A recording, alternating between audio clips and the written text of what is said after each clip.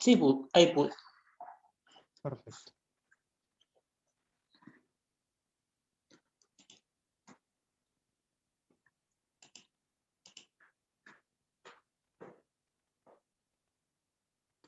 Bueno, en la clase de hoy vamos a usar las mismas herramientas de análisis que estuvimos viendo en una nueva práctica.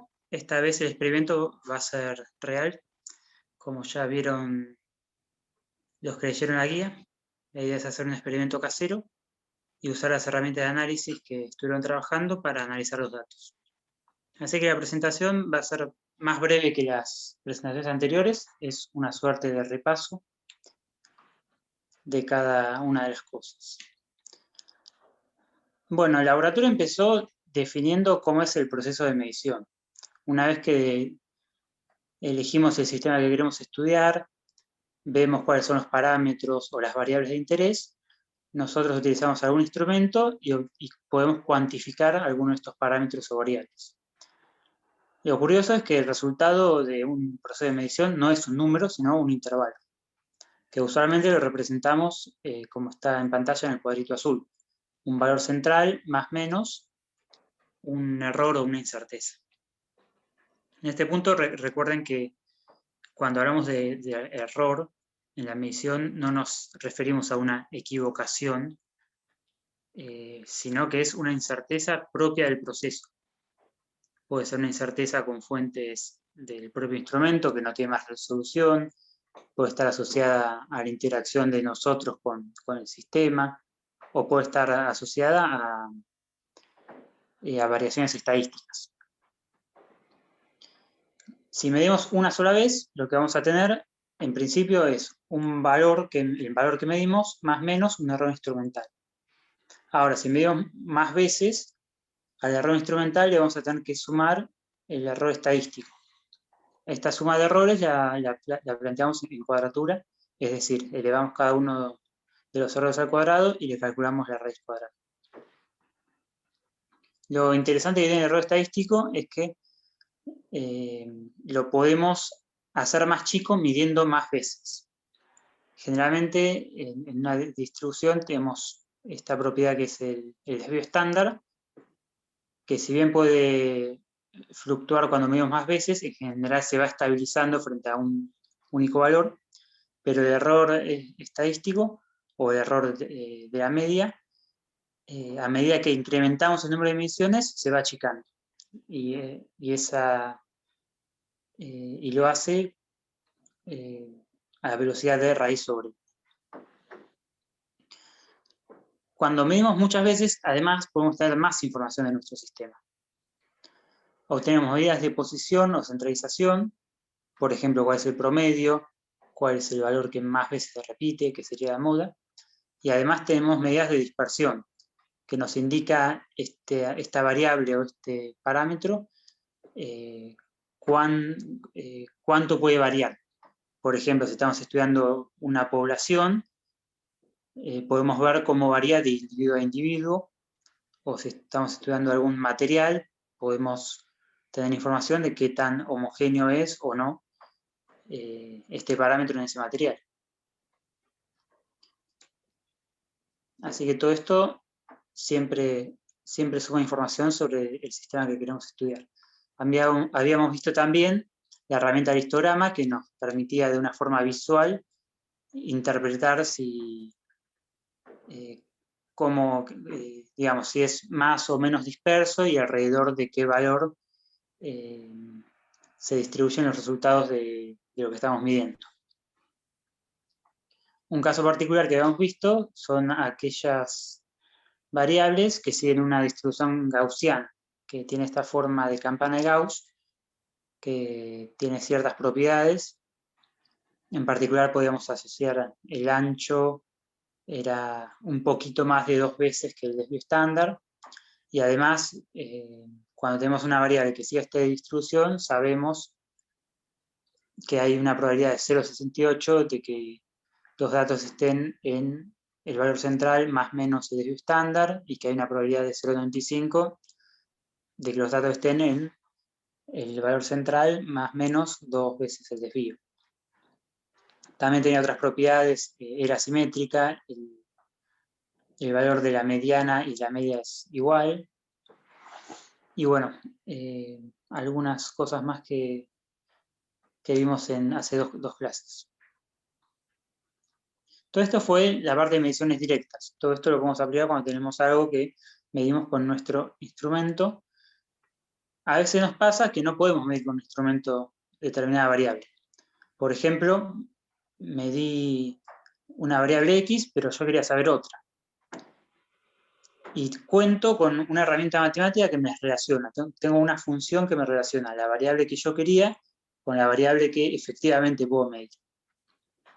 Ahora, la que medimos de forma directa, le asociamos un error estadístico instrumental. ¿Y qué pasó con la que medimos de forma indirecta? Tenemos que propagar el error. Teníamos esta fórmula para propagar el error de la incerteza de la nueva variable al cuadrado era la derivada parcial de esa variable respecto a la primera por el error o la incerteza de la variable que medimos de forma directa y todo elevado al cuadrado. Si nuestra variable depende de más parámetros o variables, bueno, vamos a tener que sumar la contribución de cada una de estas. Acá puse, por ejemplo, una variable y que depende de x1, x2, x3.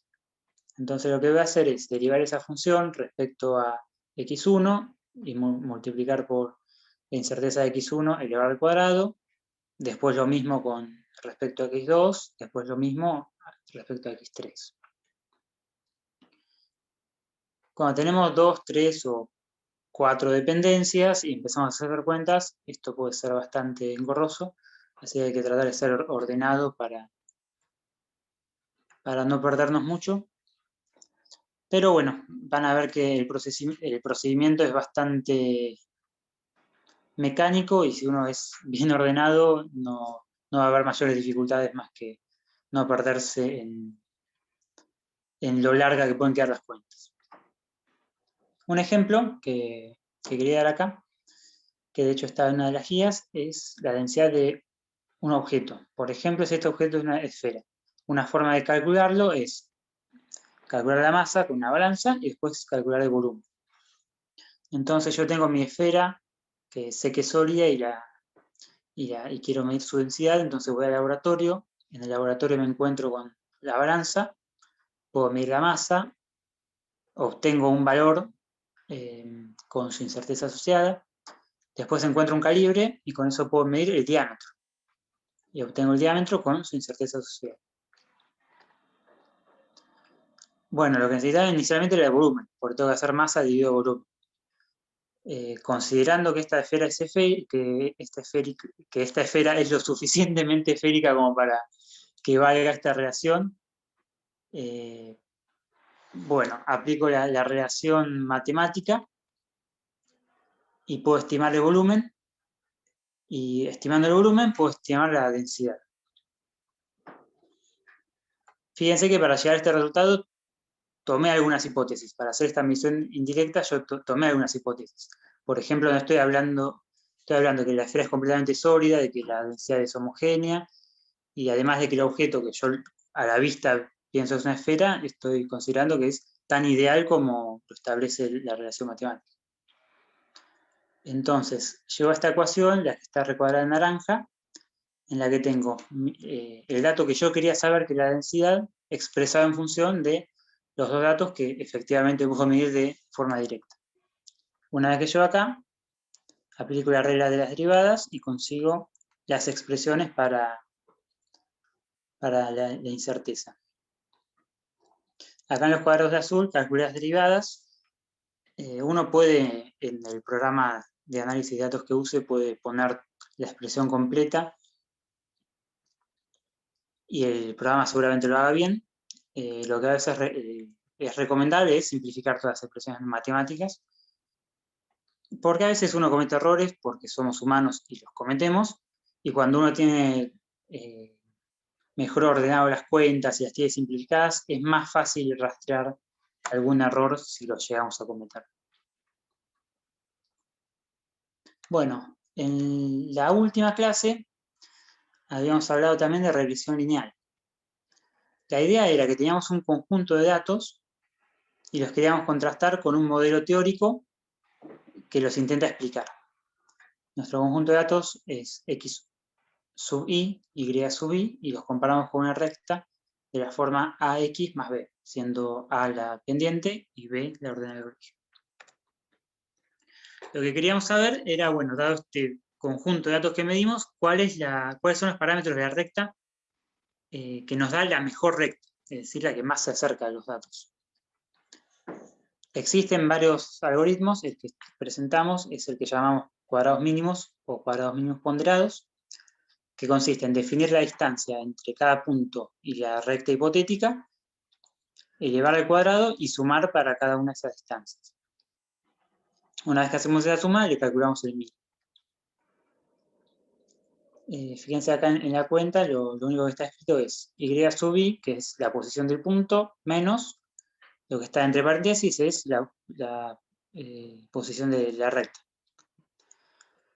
para el valor de x. Una vez que resolvemos este sistema, lo que obtenemos es el valor de la pendiente, el valor de la ordenada de origen, y también podemos calcular índices de bondad del ajuste, el R de Pearson o el R cuadrado, que nos indican si los datos se correlacionan bien con el modelo. Un ejemplo que se suele hacer en el laboratorio cuando era presencial es el estudio de un resorte. Un resorte, si nosotros lo estiramos, tiende a querer volver, hace fuerza para querer volver. La ley de Hooke nos dice que la fuerza que ejerce el resorte cuando nosotros lo estiramos es proporcional al estiramiento. Y esta constante de proporcionalidad la solemos llamar constante del resorte K. Fíjense que esta ecuación es lineal, así que si yo en el laboratorio mido distintos estiramientos y la fuerza que se está haciendo, podría estimar la constante de resorte a partir de regresión lineal. Es lo que estoy mostrando acá en el gráfico. Están los puntos medidos en negro con las barritas de error que nos indican justamente la incerteza de la medición. Y en rojo está la regresión lineal. El software midió los parámetros del ajuste con su incerteza y comparando la ecuación de mi modelo con la ecuación de la recta, llego a que la pendiente es igual a menos k. Entonces directamente puedo despejar el valor de la constante del resorte.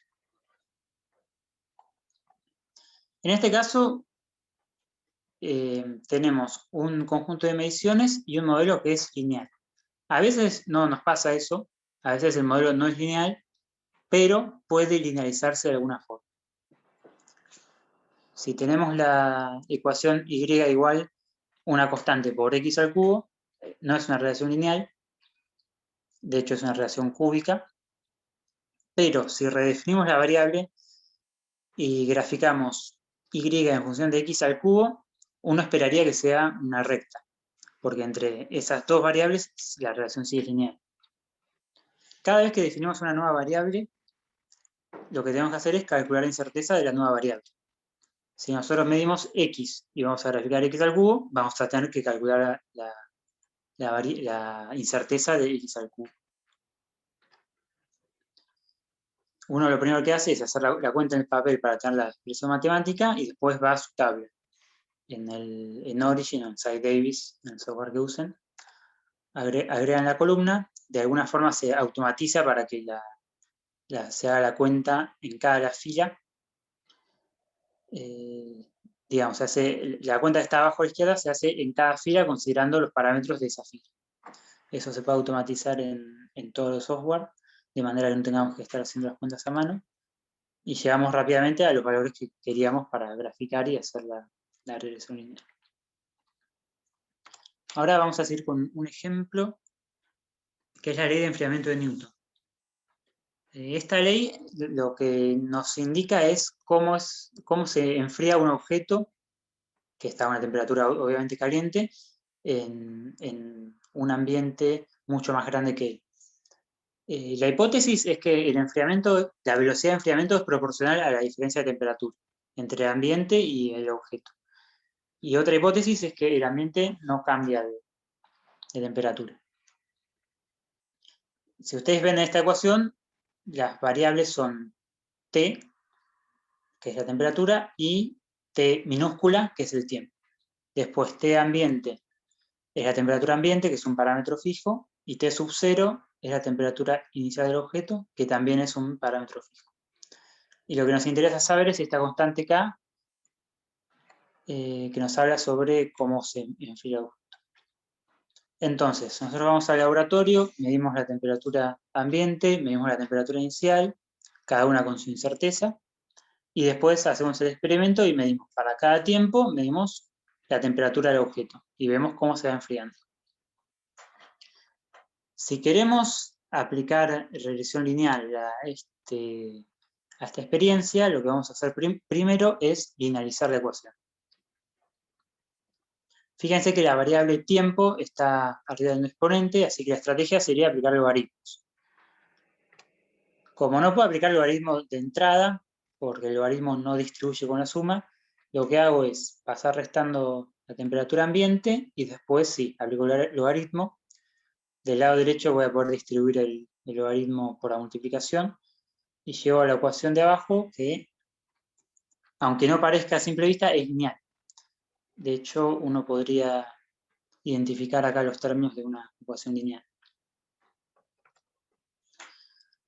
Así que, en principio, mi ecuación de partida no era lineal, pero si grafico el logaritmo de t menos t ambiente en función del tiempo, me tendría que dar una recta. Y podría aplicar el procedimiento de la regresión lineal. Como decíamos antes, cuando hablamos del ejemplo de x al cubo, si yo defino una nueva variable, tengo que encontrar su error asociado. Acá para ordenarme le puse un nombre a esta variable y calculé a mano, digamos, en lápiz y papel, la expresión de las derivadas y la expresión de la incerteza asociada. Una vez que tengo la fórmula de la nueva variable y la fórmula del error asociado, voy a mi tabla, agrego columnas y le aplico estas ecuaciones a todos los datos. Bueno, acá me quedó algo mal escrito, nuevamente. La pregunta que sigue es, ¿cuál variable pongo en el eje Y, cuál variable pongo en el eje Y? Ahí vamos a hablar de un criterio para elegir esto. Cuando usamos cuadrados mínimos ponderados, queremos que la variable de mayor error relativo esté en el eje Y. Entonces lo que hacemos es, agregamos columnas, calculamos el error relativo de cada fila. Acá lo ven en la tercera columna y en la última columna. Y una vez que hacemos eso, calculamos las medias.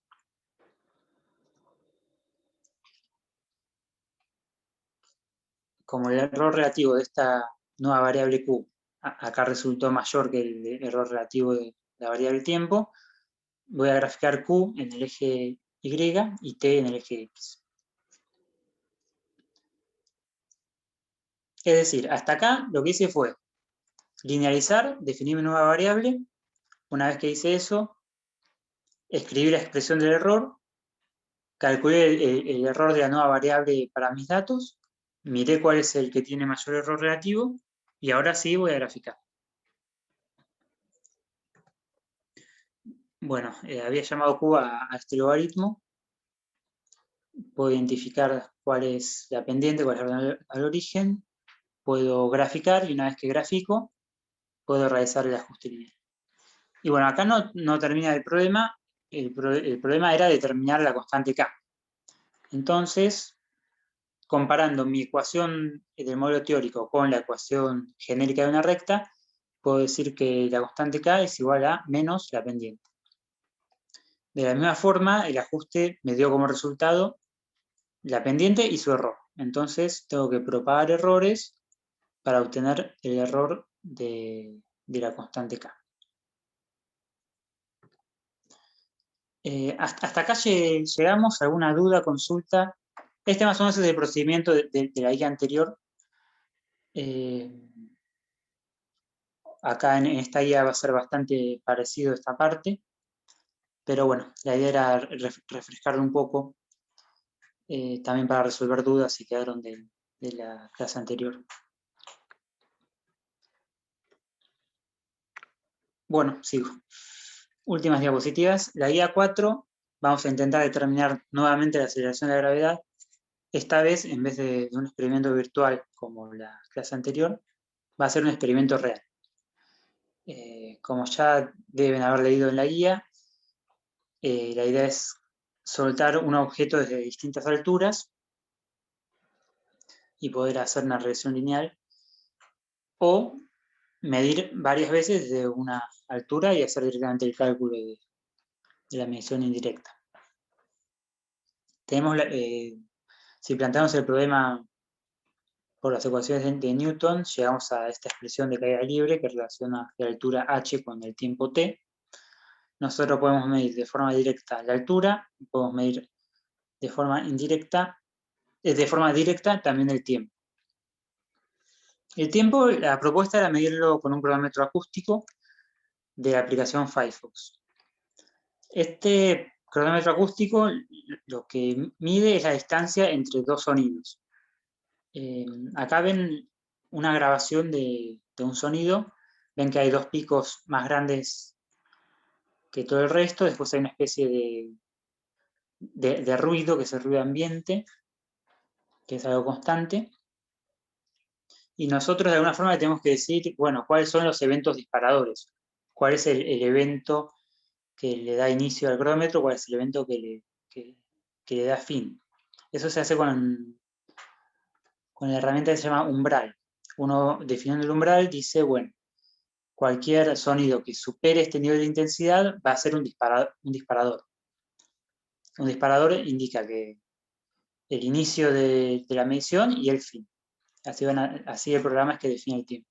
El otro parámetro que tienen para definir es el retraso mínimo. Cualquier sonido, ya sea un golpe, una nota musical, en general cuando la graban tiene un ancho, como ven en la gráfica de la derecha.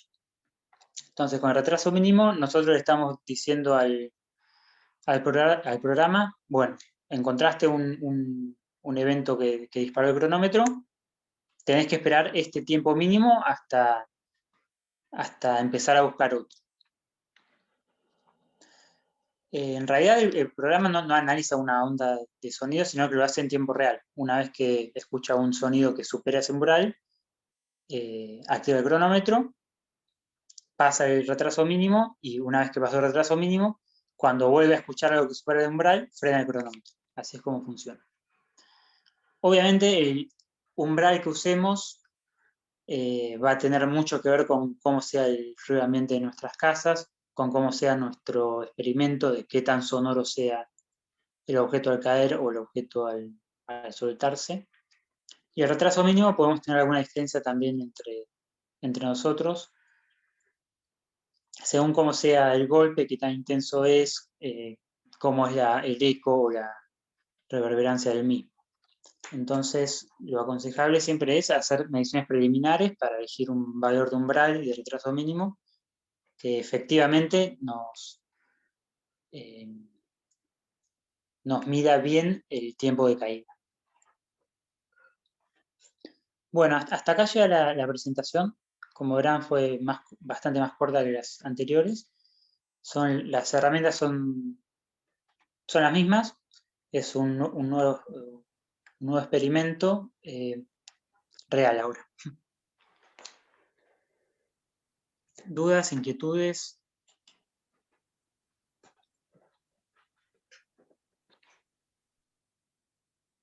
Fíjense que la guía dice que tienen que estimar cuáles son las incertezas que están cometiendo. ¿Está bien?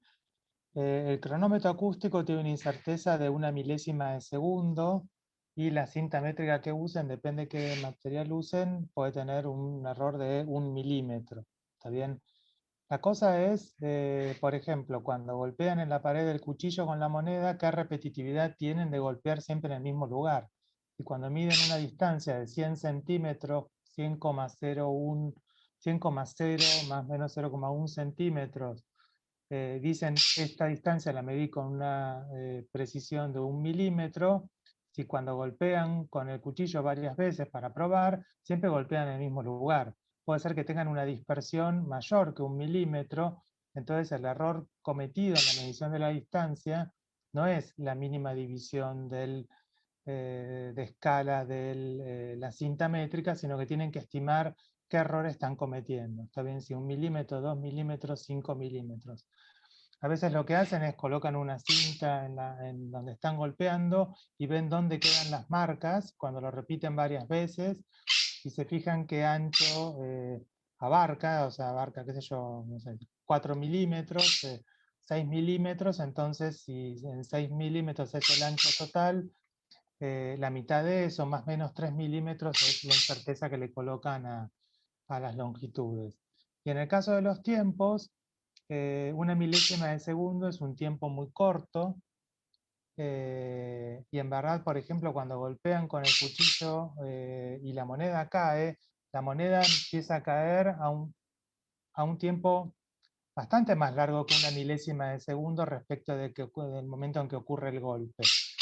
Entonces también tendrían que poder estimar el tiempo, la incerteza. Lo que sí van a hacer es que para una distancia van a medir 30 tiempos. Entonces ahí van a poder calcular un error estadístico, además del error instrumental, y pueden tener una idea de si lo hicieran 30 veces, qué desvío estándar tendrían y qué error total tendrían.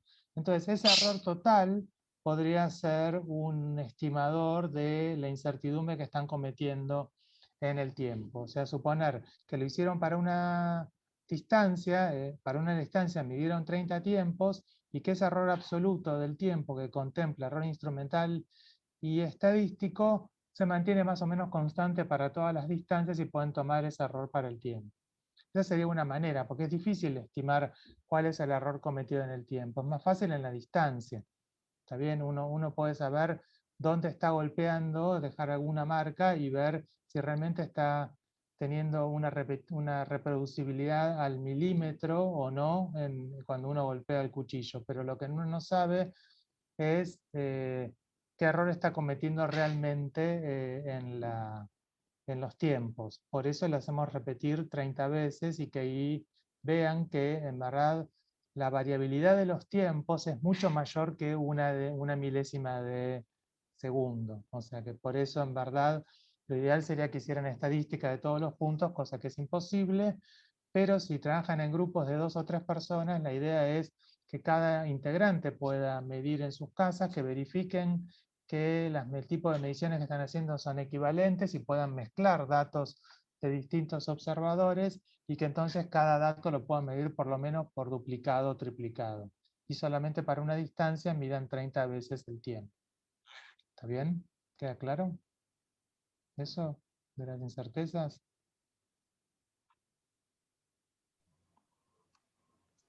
¿Sí? Sí. Bueno. Bueno, si no, cuando empiecen a medir, que nos consultan. ¿Está? Bueno, vamos a habilitar los grupos entonces.